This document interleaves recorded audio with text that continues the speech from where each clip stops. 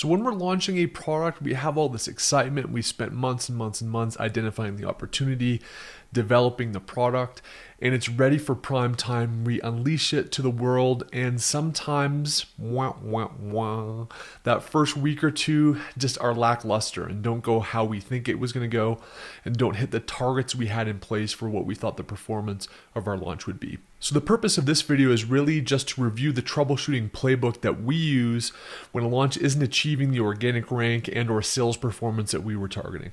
Core point here is that launches aren't always perfect, but you absolutely can control improving them and turning things around if you approach things methodically, if you evaluate the data, and you implement strategies that can course correct both the data performance and organic ranking of a particular product. So I've got a perfect example with my home goods brand. Before I sold it, we had a mirror that we had, like a larger mirror. And again, kind of the data looked all right. We kind of, optimized the product development. We thought we were in a really good spot. And really like the first 3 to 5 days were just absolutely crap. First of all, one of the key visual differentiators that I'd hoped to use with this particular product was to use kind of more of a situational / lifestyle image versus a pure kind of white background image.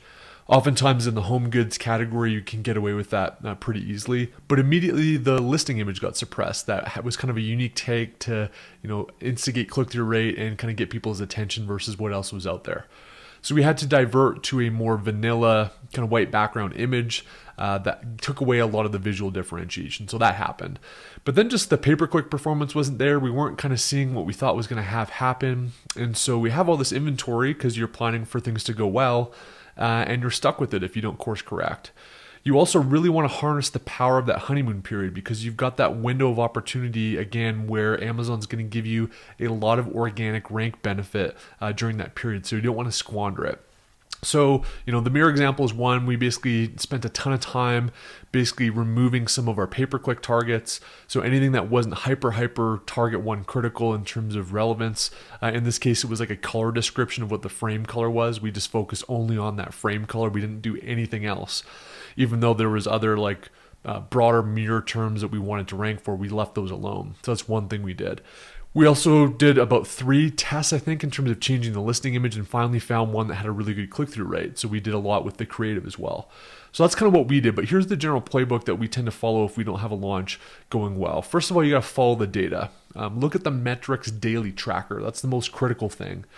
See what exactly is happening, and you can oftentimes see with the data, where things may not be going right. And here are some of the core ones. Sessions is probably one of the biggest, right? You're not always going to convert great when you first launch a product simply because you don't have reviews and a lot of that other momentum that comes into play for converting customers. But you should be able to control sessions when you're deploying pay-per-click and all the other traffic strategies we talk about. You definitely should start to see an uptrend on sessions. And if the sessions aren't there, if you're not getting people that are actually clicking through to your listing and on your listing, you're not going to get those signals, those algorithmic signals that are needed with the Amazon algorithm to organically rank your product and index for the keywords we care about. So sessions is a big one, and you want to monitor that daily with the metrics tracker, obviously. The other one that you don't have an explicit data point from Amazon on, but plays into this is the add to carts. Are enough of those people that hit your page, both adding to cart and then the line below actually buying the product and generating sales? You've got to get some of that activity going between those two. And if you're basically getting 0 sales or 1 sale, 2 sales a day, there's usually something happening where you're not converting the customers. So first, if you're not getting sessions, you can address the sessions thing by driving more traffic. If you feel like you're getting the sessions but not the sales, then you've got a conversion issue. So that will help hone in your strategy and what you do next, analyzing those first 3 top line things. The next thing that can really hurt or help your rank and your launch performance is going to be the pay-per-click performance. More specifically, are you getting click-through rate and conversion rate on those pay-per-click terms that you're targeting? Again, one of the benefits of our pay-per-click launch strategy is we shouldn't have a lot of random words in here, right? These should be target ones, key competitors. Like these are words that we should be relevant for and should get the customer's interest, assuming we've got a good offer. So take a look at those, and we basically want to cull the bad performers because those can dramatically hurt rank. Again, in the case of our mirrors, we basically took what we thought were kind of target 1 words, and we got rid of them and we focused only on the actual frame color specifically for a period of a couple of weeks. Got some review volume, got the course corrected sales going, and then we started to drip feed those broader terms in. The final thing is listing image. Again, if you've diagnosed that sessions is not the problem and you're getting enough traffic, you've either got a click-through rate problem and or a conversion rate problem. And oftentimes the listing image is going to have a heavy impact on both of those, especially the CTR.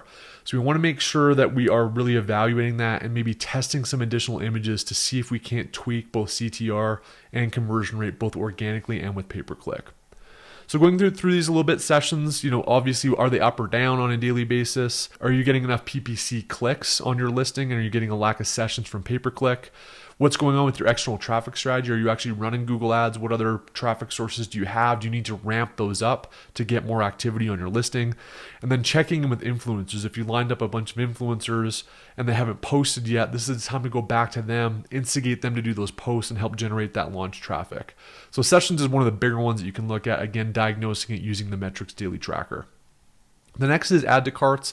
Again, we don't have a stat on this from Amazon, but if you're getting a decent amount of sessions and you're not getting sales, one other intermediate thing that could be hurting you algorithmically is the lack of add to carts. And we've got a whole section here if you wanted to do some of those add to cart strategies, again, that do have some risk with them, but those are something that you can look at. But you should be looking at organic conversion rate, pay-per-click conversion rate, and those can typically tell you if those are low, you're generally not getting enough add to carts. On a related note, sales, again, organic conversion rate, pay-per-click, what's your sessions to sales evaluation? Is it going up, down? And what keywords and targets is it going up, down for, especially with pay-per-click? And again, pay-per-click is a massive one. Sometimes if you just shut off ads that are really poorly performing, across the board, you can see organic rank improvements for your listing. So you do not want to necessarily set it and forget it. We're not going to do a whole lot of adding new words and all that stuff during this launch phase for pay-per-click. But what we should be doing is definitely culling the ones that are potentially detrimentally hurting your organic rank and performance. So you want to evaluate those poor performers daily. You should be looking at your keyword performance at an ad level daily and just seeing what's happening, especially against previous days. So you want to kill the high impression and or the high click words and targets that are not getting any sales. That's one way to call it, and we'll get into that in depth in the pay-per-click module as well. You want to kill high spend and high ACoS targets. So if you've even got some sales on some, but you've got massive amounts of spend and it's just not working out, you may want to kill and or reduce bids there. And then finally, you may want to adjust budget on those high ACoS targets. So you may want to kind of reduce your bid such that you're not getting served up as much traffic on those ones that you might be getting sales on, but it's not really at a clean ACoS. So pay-per-click's a big part of this. And then finally, again, the listing image and creative strategy that can help instigate both click-through rate as well as conversion. So if you're seeing like a dud and you're not getting the activity that you want, and creative is one of the things that you want to kind of test, we typically would change every 2 to 3 days. You want to give it a couple days worth of data because there is some time delay with some of the reporting, especially with pay-per-click attribution on Amazon. So do it every 2 to 3 days, but monitor daily the sessions to sales and the pay-per-click click-through rate especially changes, because even if you're not getting sales with pay-per-click, oftentimes the creative and changing that listing image, you can kind of start to see if more people are clicking through from the impressions. And the other thing that you may want to do just to really quickly turn this around and identify what changes you may need to make is to leverage PickFu to get some quick feedback on adjustments. So you can take the existing assets that you have, maybe try a new one, maybe change the angle, change the focus, lots of different things you can do to tweak, maybe put a package in there in the background. Bunch of different things you can do to test, but you can go quickly and with a matter of an hour or two get 50 plus responses on PickFu that will help you kind of hone in on the next test that you may want to do with your image. So it's never one size fits all when you're kind of evaluating these troubleshooting things when you're doing a launch, but you want to really just be focused on the data, look at those metrics, look at your pay-per-click, and then look at some of those qualitative creative factors and make adjustments and test. Test something, wait a day or two, try something else, wait a day or two, until you start to see that organic performance and those data metrics improve on a daily basis.